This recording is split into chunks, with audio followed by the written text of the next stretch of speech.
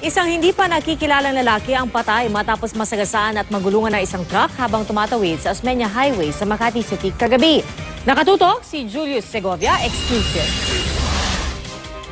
Sa mga larawang ito, kita ang pagresponde ng mga pulis at rescue volunteers sa lalaking nakahandusay sa panulukan ng Arnaiz Avenue at Osmeña Highway sa Barangay Pio del Pilar, Makati, bandang alas 9 kagabi.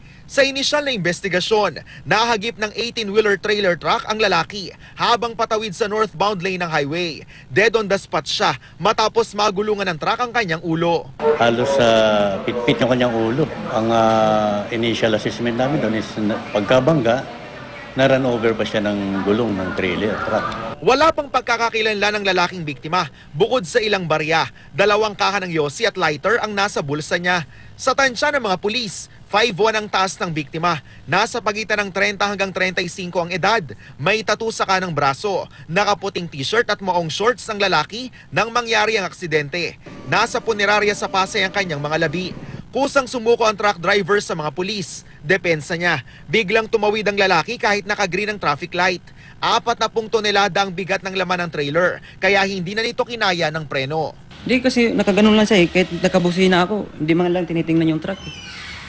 Parang hindi ko alam kung nakainom ba siya o hindi ko naman po talaga kagustuhan to kaso lang talagang aksidente po yung nangyari.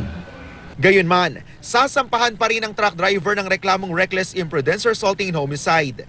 Binalikan ng GMA News ang pinangyarihan ng aksidente, bakas pa ang dugo sa lugar. Kapansin-pansin ding ginawa ng tirahan ng Center Island. Tila hindi rin nalintana ng mga tao ang pagtawid kahit nakago ang mga sasakyan. Kung naka-green, huwag silang tatawid talaga. Dahil dyan sa area na yan, mahirap talaga mamreno. Dahil yan highway, talagang may bilis ng sakyan.